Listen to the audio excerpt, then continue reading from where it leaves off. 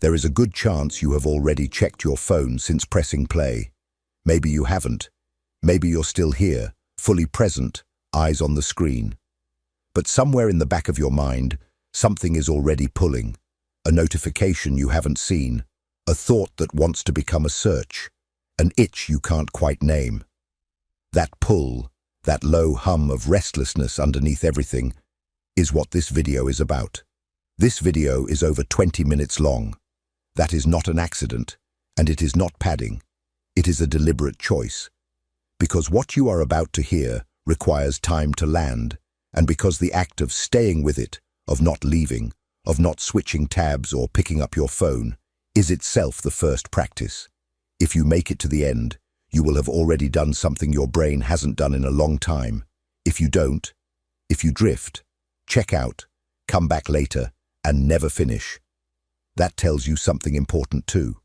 Not about your character, about your current capacity. This is not a judgment. It is a diagnosis. Here is something worth saying out loud. The platform you are watching this on right now, YouTube, was engineered, like every major social media application, to keep you consuming, not to inform you, not to help you grow, to keep you. Every autoplay, every recommended video, every thumbnail designed to trigger curiosity. These are not accidents of design. They are the product of thousands of engineers optimizing for one metric, time on platform. The creator of this video knows that. It would be dishonest not to say it.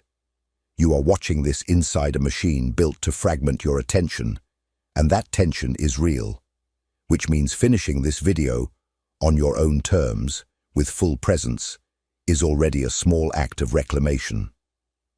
Cal Newport, a computer scientist who has spent years studying the relationship between deep focus and meaningful work, identified something most people experience, but few have language for.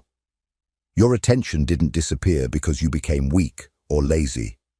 It was systematically retrained by an environment designed at enormous expense to make sustained focus feel impossible. The good news, and Newport is precise about this, is that what was trained in one direction can be trained back. The brain that learned distraction can learn depth again. But this video will not give you a trick. It will not give you a morning routine or a productivity hack. What it will give you is a real protocol. The actual steps, in the actual order, that rebuild attention from the ground up. Practical, specific, grounded in how the brain actually works. The only question is whether you can stay long enough to receive it. You did not wake up one day and decide to become distracted. It happened the way most important things happen. Gradually, invisibly, through repetition so constant, it stopped feeling like a choice. 1 year, you could read for 2 hours without surfacing. Then, 1 hour. Then, 30 minutes. Then you found yourself reading the same paragraph 3 times and quietly closing the book, vaguely ashamed, unsure what had changed. What changed was your brain, and understanding exactly how is not optional. Because if you don't understand the mechanism, you will keep trying to solve the wrong problem. Newport's central argument draws directly from neuroscience. Attention is a muscle, not a metaphor for one. A muscle, meaning it follows the same biological logic as any physical capacity. Train it consistently, and it grows stronger. Leave it idle, or actively train it in the opposite direction, and it atrophies. What most people have been doing, without realizing it, is training distraction. Every compulsive phone check, every tab switch mid-thought, every notification answered before the previous idea was finished. Each of those was a repetition, not of focus, of its opposite. The neuroscience behind this is not subtle. The prefrontal cortex, responsible for sustained attention, impulse control, and deep reasoning, physically weakens through chronic underuse. Meanwhile, the neural pathways associated with distraction and instant gratification grow faster, stronger, more automatic. Your brain did not fail you. It adapted to the environment you placed it in. That is what brains do. And the environment was not neutral. The platforms consuming most of your attention were built using the same behavioral principle that makes slot machines so destructive: variable ratio reinforcement. You don't get a reward every time you scroll. You get it sometimes, unpredictably. And that unpredictability is precisely what makes the behavior compulsive. Scroll, nothing. Scroll, something funny. Scroll, something that moves you. Scroll, nothing. Scroll, something extraordinary. Your brain learns that compulsive scrolling produces unpredictable rewards and locks onto the behavior the same way it would lock onto any other addiction. After years inside that system, real satisfaction starts to feel too slow. The kind that comes from finishing something difficult, building something over time, mastering something that resisted you. The brain has been recalibrated to expect faster returns, so it stops pursuing the slow ones. But here is the other half of the science, and this is the part that actually matters. Neuroplasticity is real. The brain you have today is not the brain you are sentenced to keep. Neural pathways weakened through disuse can be strengthened again. What was learned through years of repetition can be unlearned through different repetition. Newport is careful not to promise quick recovery. What he documents is something slower and more honest, closer to physical rehabilitation than to a reset button. You would not expect an atrophied leg to run a mile on day one. You would start with standing, then walking, then building, over months. The same logic applies here, and the same patience is required. Your attention is not gone, it is buried. And the first step to recovering it is not trying harder. It is changing the environment that buried it in the first place. That is exactly where we start. If this content is making sense to you, click the subscribe button and subscribe to the channel. Thank you for your support. Most people try to focus harder inside the same environment that destroyed their focus. That is not discipline. That is denial. Newport is unambiguous on this point. Willpower does not beat design. If your phone is on your desk, you will check it, not because you are weak, but because the phone was engineered by teams of behavioral scientists to be checked. Fighting that with raw intention is like trying to stay sober at a bar because you really mean it this time. The environment always wins, eventually, which means the first move is not mental, it is physical. Think about your typical morning. The alarm goes off, and for most people, the alarm is the phone.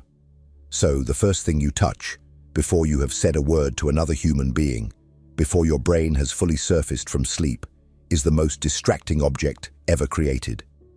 You tell yourself you're just checking the time, then one notification, then a message, then a headline, then 15 minutes have passed, and your brain, which was plastic and open 30 seconds ago, has already been pulled into 6 different directions before the day has even started. That is not a morning routine. That is a surrender. The fix is not an app. It is a cheap alarm clock. Put it on the other side of the room. Charge your phone outside the bedroom. This is not a small change. For most people, it is genuinely difficult the first few nights, which tells you exactly how dependent the pattern has become. But within a week, the morning becomes yours again. You wake into silence instead of stimulus. That silence is not empty. It is where your own thoughts live. Newport calls the larger version of this the digital declutter, a 30-day period where you remove every optional digital technology from your life. Not permanently, for 30 days. No social media, no algorithmic feeds, no passive scrolling, no news sites refreshed out of habit. Essential tools for workstay. Everything else goes. The goal is not punishment. It is to interrupt the behavioral loop long enough for your brain to remember what it feels like to exist without constant stimulation. Most people resist this immediately. 30 days feels extreme, unrealistic, disconnected from real life. But consider what you are actually protecting when you resist it. You are protecting the habit of checking Instagram 17 times a day.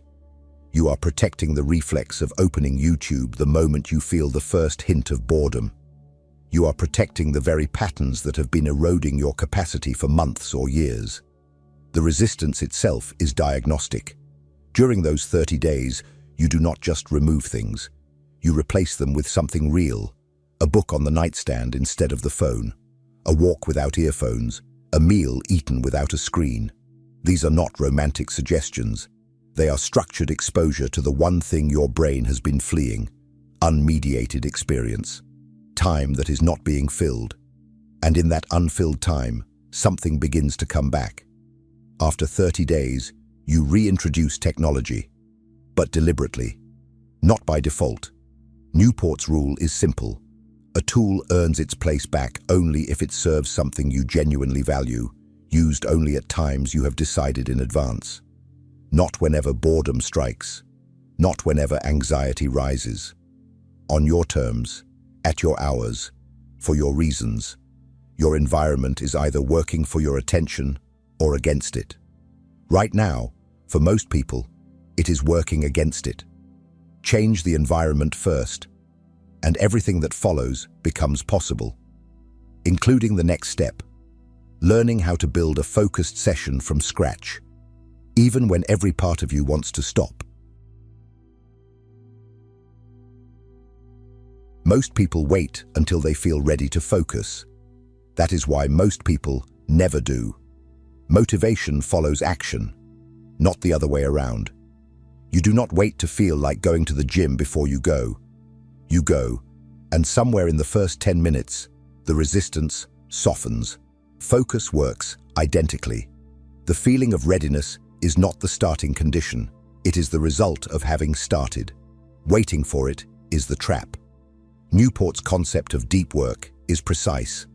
A block of time, distraction-free, single task, cognitively demanding, where you push your mind to its current capacity and slightly beyond. Not multitasking with focus, not working while the TV plays in the background. One thing, completely, for a defined period of time. That definition matters because it changes what you are trying to do. You are not trying to be productive. You are trying to train a capacity that has atrophied. Here is what a first session looks like in practice. Pick one task, not a list, one thing. Something that requires real thought. Writing, studying, coding, planning something complex, reading a difficult book. Set a timer for 25 minutes. Put your phone in another room. Not face down on the desk, not on silent beside you, in another room. Close every browser tab that isn't directly related to the task. Close your email. If you need the internet for the work, use it, but nothing else. Then start. What happens next is predictable. Somewhere between minute 3 and minute 8, the discomfort arrives. A thought appears. Did I respond to that message? A physical restlessness sets in.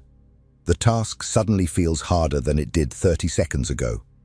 An urge to just quickly check something rises with surprising intensity. This is the moment most people mistake for a signal that they need a break. It is not. It is the moment the training actually begins. Stay. Do not negotiate with the urge. Do not tell yourself you will check after just one quick look. Just return to the task. Not dramatically. Quietly. Like redirecting a child who wandered off. The task is still there. Return to it. When the 25 minutes end, stop. Take a 5-minute break. Stand up, look out a window, make coffee, let your mind wander freely. Then, if you choose, begin another block. Over the first week, 2 blocks per day is enough. Over the second week, try 3.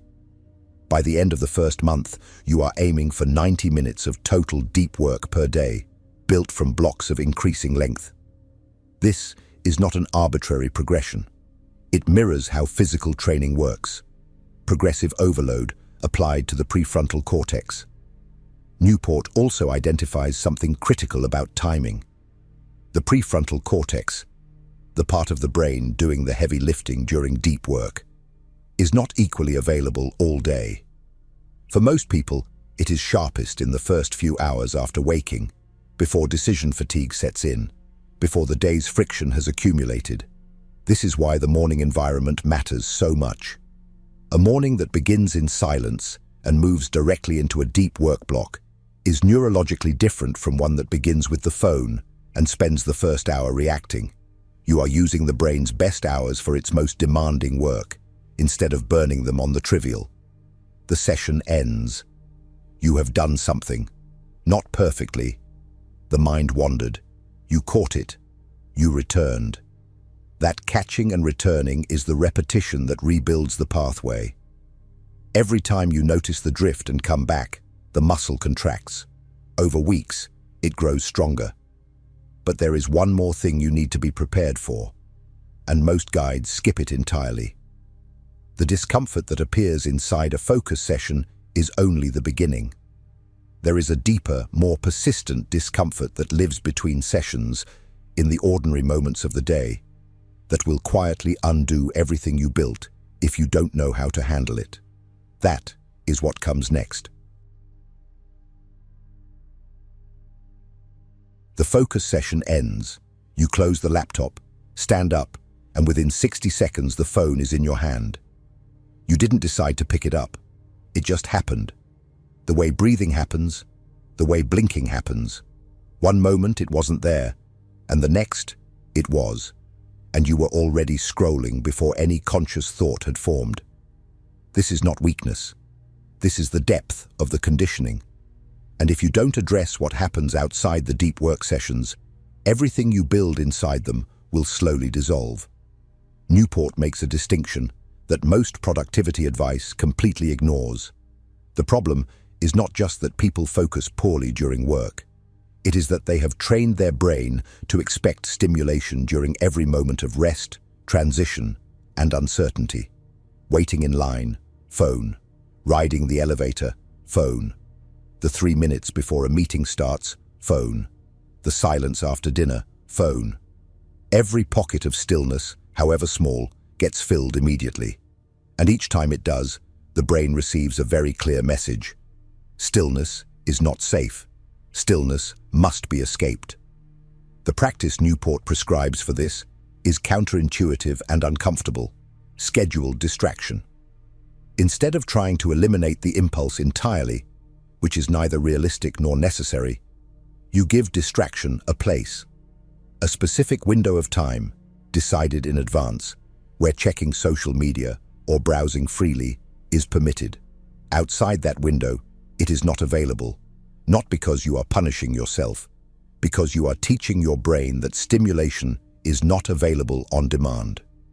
What this looks like in practice: you decide the night before that you will check social media once between 7 and 8 in the evening. That is it. The rest of the day, when the urge rises, and it will rise repeatedly with surprising force, you do not negotiate, you note it, you let it pass, you return to whatever you were doing. The first few days of this feel genuinely difficult. The urge to check something arrives not as a gentle suggestion, but as a physical restlessness, a tension in the chest, an inability to settle, a vague anxiety with no clear object. This is withdrawal, not metaphorical withdrawal, the same neurological mechanism that makes any addiction uncomfortable to interrupt. Your brain has been receiving dopamine hits at irregular intervals for years, and now the hits are not coming on schedule, and it is protesting. What you do in that moment determines everything. The wrong move is to reason with the urge, to tell yourself you'll just check once, quickly, and then stop. The brain in withdrawal is not a reliable negotiator. The right move is simpler. Do nothing. Sit with the discomfort. Let it peak. It will pass, usually within 10 to 15 minutes. And when it does, something interesting happens. On the other side of the discomfort is a quality of presence that most people haven't felt in years. A settling, a return to the actual moment. Newport also prescribes what he calls productive meditation, and it is one of the most powerful attention rebuilding tools available precisely because it requires no dedicated time. During any activity that occupies your body but not your mind, walking, running, washing dishes, commuting.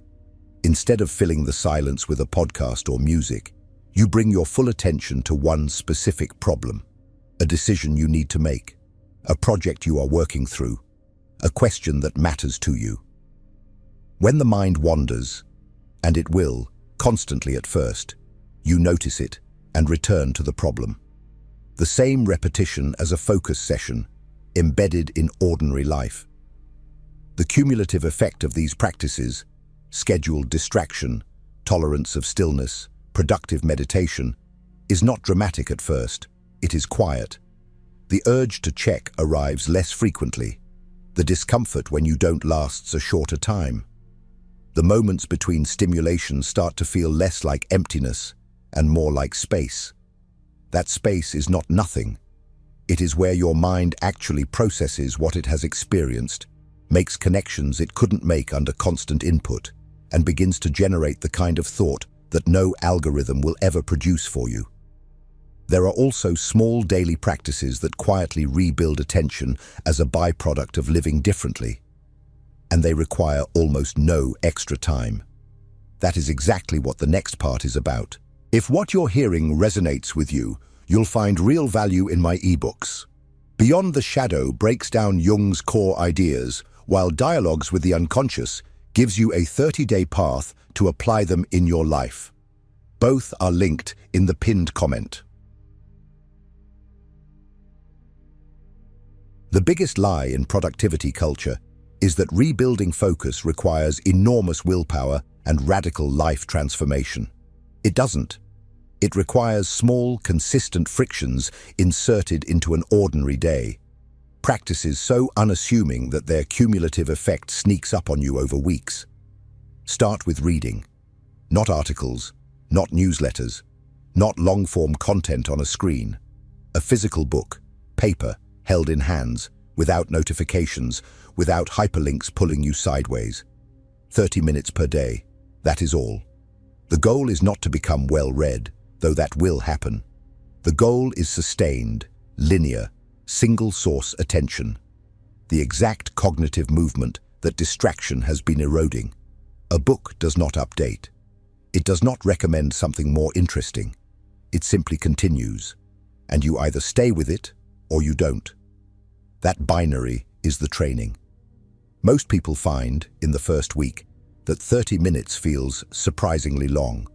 The mind wanders after 5 or 6 pages. A character's name triggers a thought. The thought becomes a question. The question wants a Google search. And suddenly, the book is face down on the chest and the phone is out. When this happens, and it will, the practice is not to judge it. It is to notice it, put the phone down, and return to the sentence where you left off. Every return is a repetition. After 2 weeks, 30 minutes feels comfortable. After a month, you will find yourself reading past the timer without noticing. The second practice is what Newport calls productive meditation, applied specifically to walking. Once per day, even 10 minutes, walk without your phone or with it in your pocket on silent, and bring your attention deliberately to one thing you are working through. Not a worry spiral. A specific question. How should I structure this project? What is actually bothering me about that conversation? What do I want the next 3 months to look like? Let the question sit in your mind the way you would hold something in your hands, with attention, without forcing. When the mind wanders, return to the question. The walking itself helps. Physical movement activates the default mode network, the part of the brain responsible for insight, integration, and creative connection. You are not wasting time. You are thinking in the way the brain was designed to think. The third practice requires almost nothing. Let yourself be bored, deliberately. When you are waiting, for coffee to brew, for an elevator, for a friend who is 5 minutes late, resist the reflex to fill the gap. Leave the phone in your pocket. Look at the room. Let the mind do whatever it does when nothing is demanding it. This feels intensely uncomfortable at first, which is precisely the point. Boredom is not the enemy of attention. It is the proof that attention is present. that the mind is awake and unstimulated, and learning to tolerate that state without fleeing it. Every minute of genuine boredom is a minute of training. Newport also recommends what he calls a shutdown ritual at the end of the workday, and its effect on attention is less obvious but deeply real. At a specific, fixed time, you review what is unfinished, write down what tomorrow's priorities are, and then say, literally out loud if it helps, "Shutdown complete." After that, no work, no checking email, no one more thing. The ritual creates a clean boundary between work and rest, and that boundary matters neurologically. The prefrontal cortex needs genuine downtime to consolidate what it processed during the day. A brain that never fully disconnects never fully recovers. And a brain that never fully recovers performs worse each successive day, which creates the familiar feeling of chronic mental fog that many people now accept as normal. The last practice is the simplest and perhaps the most underestimated: memorization. Pick a short poem, a paragraph you love, a passage that means something to you. 4 lines to start. Read it slowly, several times, then try to recall it without looking. Return to the text. Find what you missed. Try again. This is not a party trick. Memorization forces the prefrontal cortex to sustain attention on a single object for long enough to encode it. Exactly the neural movement that has been weakened.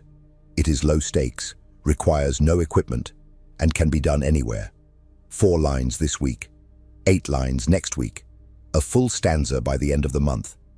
None of these practices will feel transformative on day 1. That is the point. Attention is not rebuilt in revelations. It is rebuilt in the quiet accumulation of days where you chose depth over reflex, presence over stimulation, the slow thing over the fast one. And what you find, somewhere in that accumulation, is not just better focus. It is something larger, something that has been waiting on the other side of all this noise. That is where we end. Somewhere in the last 20 minutes, something happened. Maybe you noticed it. A moment where the urge to check something rose and passed without you acting on it. Maybe you caught your mind wandering and brought it back, quietly, without drama. Maybe you simply stayed. If any of that happened, you already know, in your body, what this video has been pointing at. Not as concept, as experience. Because that is what attention actually is. Not a productivity metric. Not an output measurement. It is the medium through which you experience your own life. When it is fragmented, everything is fragmented. Not just your work, but your conversations, your relationships, your capacity to sit with something beautiful long enough to actually feel it. The person across the table from you deserves your full presence. The book you have been meaning to read deserves yours. The film, the meal, the walk, the silence, all of it is waiting for you to actually arrive. This is what the economy of distraction stole from you. Not your productivity, your presence. And presence is what comes back first, quietly, when you begin to rebuild. Not in the deep work sessions, though it comes there too, but in the ordinary moments. You are washing dishes, and you are actually washing dishes, not somewhere else in your head. You are having a conversation, and you are actually in it, not composing a response while the other person is still speaking. You finish a chapter and realize you absorbed every word. Small things, enormous things. Newport documented this in The People Who Rebuilt Their Capacity for Deep Work. And what they reported was not primarily professional. It was personal. A sense of fullness that distraction had been masking. A rediscovery of what it feels like to be genuinely absorbed in something. Flow. The psychological state where challenge and skill meet and time dissolves, became accessible again. Not as a rare accident, but as something that could be deliberately entered. And inside that state, work stops feeling like work. Reading stops feeling like effort. Thinking stops feeling like a burden. The path to that is not mysterious anymore. It is what this video has laid out, step by step. Change the environment before you try to change the behavior. Build the first focus session. 25 minutes, one task, phone in another room. Schedule your distractions instead of fighting the impulse blindly. Walk without your phone and let a real question live in your mind. Read 30 minutes of a physical book before anything else. Let yourself be bored. End the day with a ritual that actually ends it. Memorize something small. Do it again tomorrow. None of this is complicated. All of it is hard. The hardest part is not the practice. It is the first week of discomfort, when the brain protests and the habits resist and everything in the environment pushes back. That week is the gate. Most people turn around at the gate. The ones who don't discover that on the other side, the noise gets quieter. Not silent, quieter.